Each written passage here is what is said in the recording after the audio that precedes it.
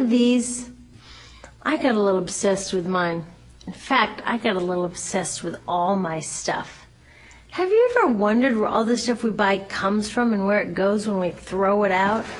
I couldn't stop wondering about that, so I looked it up. And what the textbook said is that stuff moves through a system from extraction to production to distribution to consumption to disposal. All together, it's called the materials economy. Well, I looked into it a little bit more. In fact, I spent 10 years traveling the world, tracking where our stuff comes from and where it goes. And you know what I found out? That is not the whole story. There is a lot missing from this explanation. For one thing, this system looks like it's fine. No problem. But the truth is, it's a system in crisis. And the reason it's a system in crisis is it's a linear system and we live on a finite planet. And you cannot run a linear system on a finite planet indefinitely. Every step along the way, this system is interacting with the real world. In real life, it's not happening on a blank white page.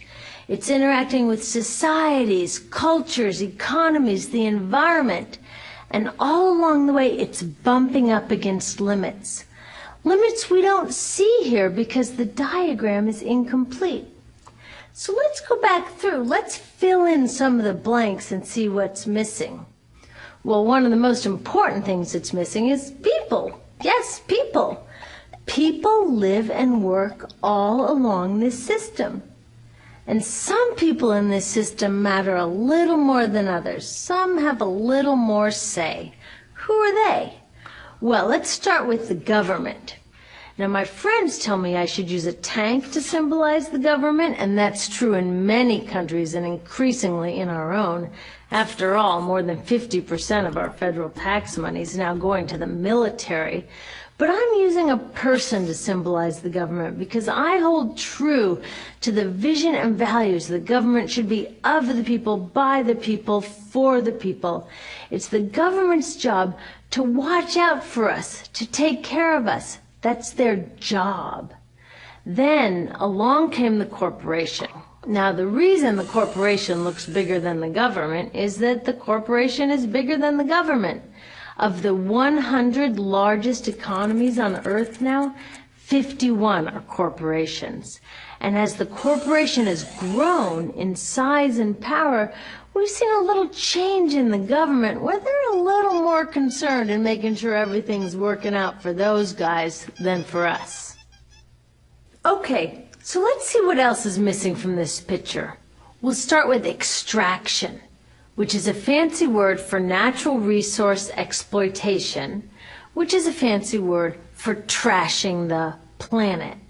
What this looks like is we chop down the trees, we blow up mountains to get the metals inside, we use up all the water, and we wipe out the animals. So here we are running up against our first limit. We are running out of resources. We are using too much stuff. Now, I know this can be hard to hear, but it's the truth, so we've got to deal with it. In the past 3 decades alone, 1/3 of the planet's natural resource space has been consumed. Gone. We are cutting and mining and hauling and trashing the place so fast that we're undermining the planet's very ability for people to live here.